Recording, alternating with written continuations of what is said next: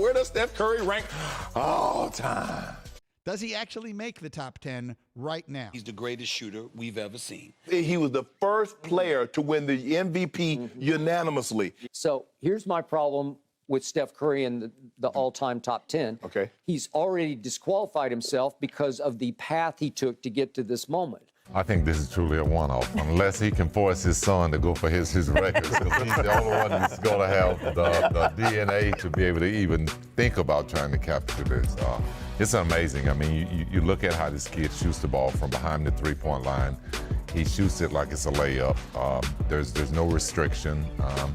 He's been a game changer. I mean, you look at his threes attempts compared to Ray Allen, and Ray Allen probably is getting 3 to 5 a game, whereas Steph is probably getting 10 to 15 a game. So I don't see any players in the league that can really change this landscape unless him and Clay get on separate teams.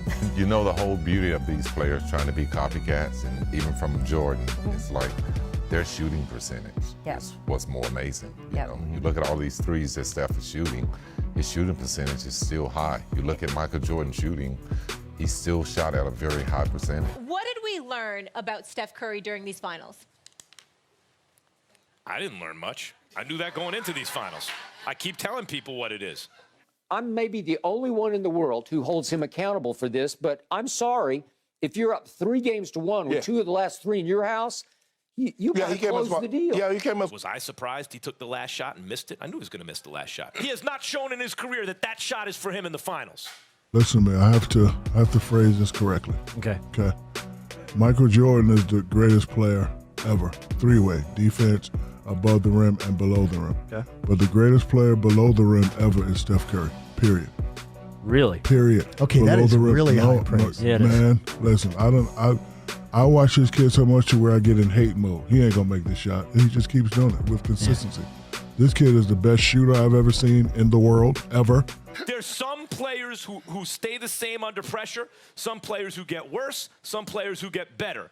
Steph has been consistently throughout his career a lesser version of himself in the finals with the money on the line. I'm not making it up, and I don't like to say it, but the truth is the truth. I'm going in the trenches. I played against and with all these guys. I'm going with who I know. Every single night, that responsibility to go out there and represent greatness every single night. So Steph Curry shouldn't be offended when he watches this. I hope not. He's still a great player. Not a Hall of Famer yet, though.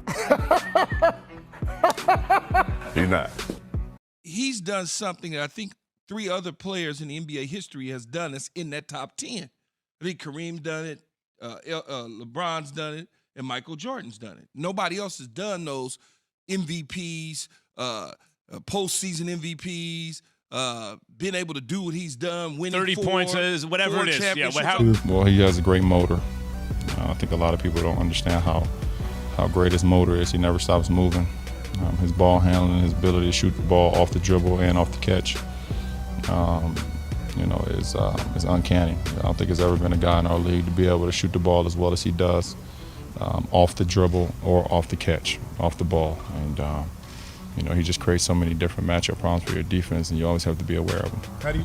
You know what? I hate to say this right now, but to be honest with you, I don't see the Golden State Warriors bringing home another championship. Michael Jordan, Jerry West. LeBron James, and Jerry West. Nobody else has done 35-5 in the finals on average in a final series. And then there's another one talking about Kareem Abdul-Jabbar.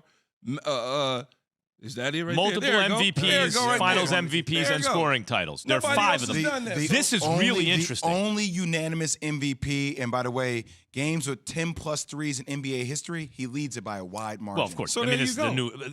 Here's what's interesting to me about this list. If you do your top 10, and this is multiple MVPs, a finals MVP, and scoring titles. Yes. Steph, LeBron, MJ, Kareem, Wilt. How do you slow him down? The same way you slow me down. You can't. Sadly to say, I don't see Steph Curry and the Warriors winning another championship. How many titles in the next 4 years? So y'all gonna sit on First Take. You and Dominique Foxworth are going to sit on First Take and say that Steph Curry will not be in the conversation for a championship in the next 4 years. Get us out. Boston is winning. Steph Curry has no effect. I don't expect nothing out of Steph. Total three-pointers made, 4.5. Perk, do you see him hitting at least 5? No, I don't. My opinions change based on facts. Right. That's how I live. Clearly remember some experts and talking heads putting up the big zero of how many championships we would have going forward because of everything that we went through. So. Yikes. Do you want to talk about this, big fella? I do want to talk about it. Okay. You know it always what? helps to talk, Perk. You know what? When a team show you who they are, I gotta believe them. Buddy Neek was also in that clip, also holding up the little zero. And so he noticed, and he responded this morning on Twitter as well. He said, looks like I'm going to be in episode 4 of the Steph Curry career retrospective, Doc. Congrats to Steph. And I just had faith. I thought the Celtics were going to come out there last night. I thought they were going to win that game in great fashion. I thought Jason Tatum was going to be the best player on the floor, and I was wrong. My opinions change based on facts. Right. That's how I live. And I was wrong.